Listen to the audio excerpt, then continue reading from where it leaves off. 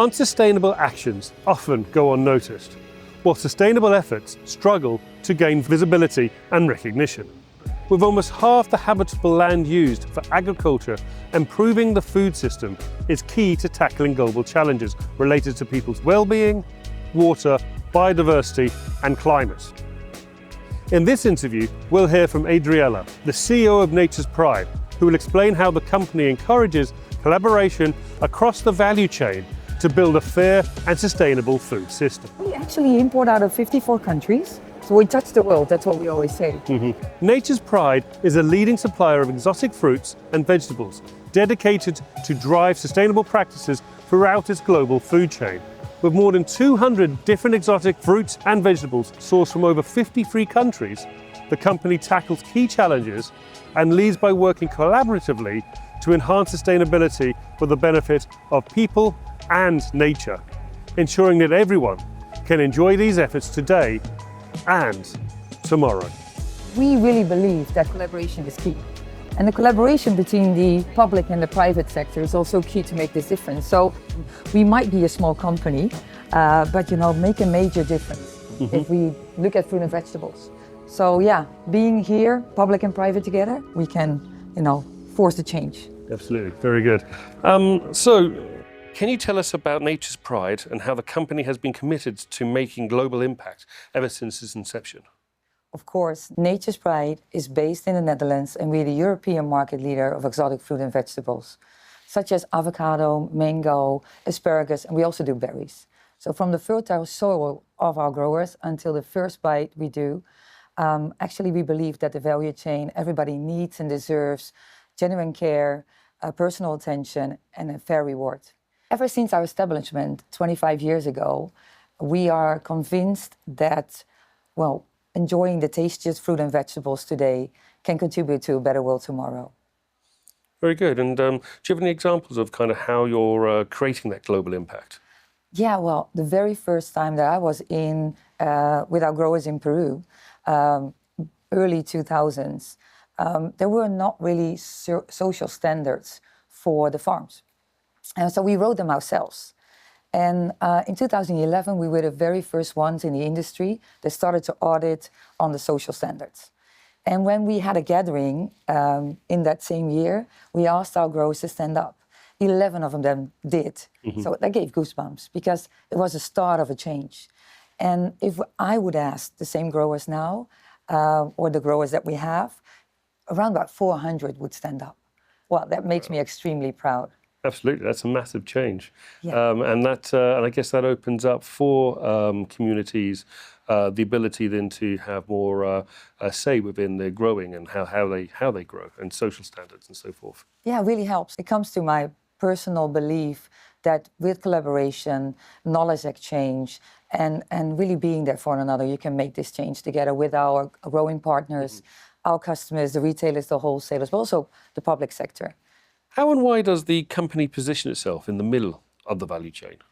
We're indeed literally in the middle of the value chain with the growers on one side and the customers on the other. And we feel the responsibility to bring all our stakeholders together to make this change happen. And so we set collective goals and we share knowledge to make this difference.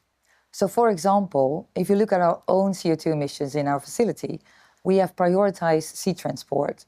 98% of all our packagings are fully recyclable and we reuse all our waste. So you might think, that's it, we checked the box. But 99% of all emissions take place somewhere else in the value chain. So what we really find important to work together with our partners and, for instance, the growers, because there is also a lot happening in the fields. So we set chain-wide targets and we have them acknowledged by Science Based Targets initiative. And we also really made a really good directive of how we get to those goals. And I guess those values really kind of play into your sustainable business model. So how does the company's sustainable business plan link to the SDGs and demonstrate real impact? Well, we were early adapters of the SDGs down in 2019 for our 2023 goals. But when you really look into it, they really helped us, give us a solid confirmation of the work we do in the last years. We're on the right path. So that is really nice, but we're not there yet. So we have to keep moving forward. So there's 3 key things that we see that are majorly important: shared responsibility, continuous learning, and collaboration. And for example, if you look at the shared responsibility, it's within our whole company. So all the colleagues are very much aware of the sustainability. But take the buyer. They, of course, want the best quality products with the right volume and the right taste.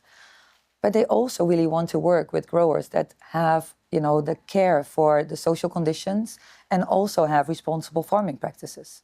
I think that's majorly important. And if you look at the continuous learning, well, we are actually, we want to always have an open view for new things.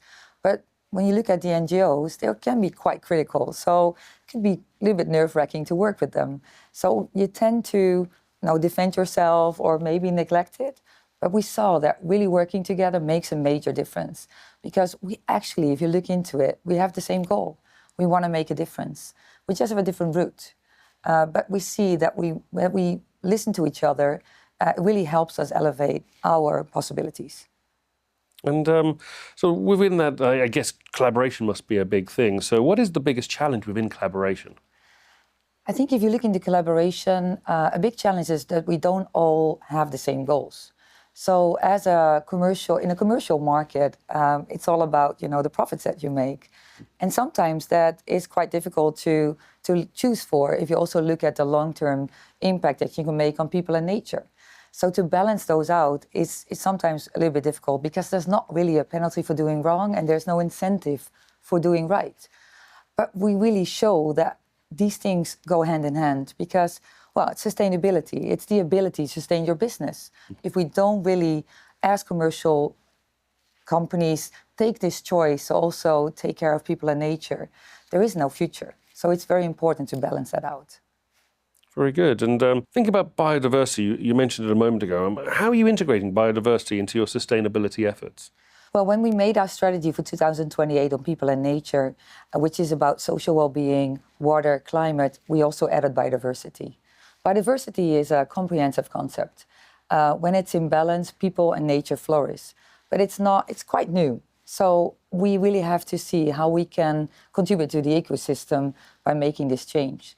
And you have to do this together because it's not just ticking a box and there's no regulations yet. So we kind of start and say, okay, we don't know yet how completely to get there, but we will get there.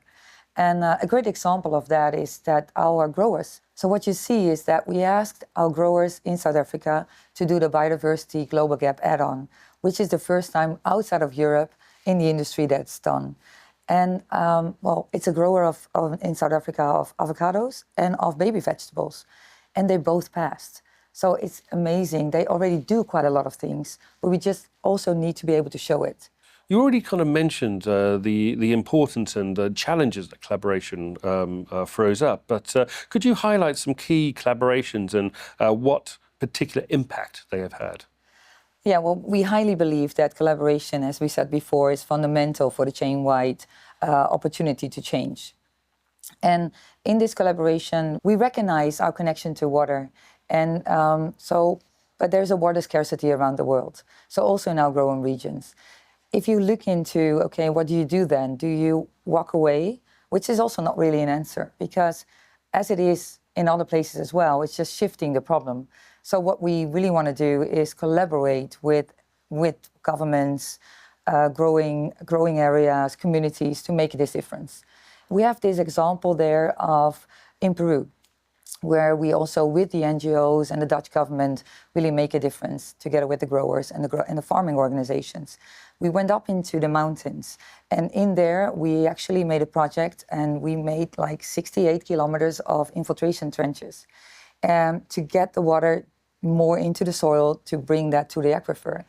And also we planted thousands of trees. It might seem like a small step, but we have to make these steps together to make this change.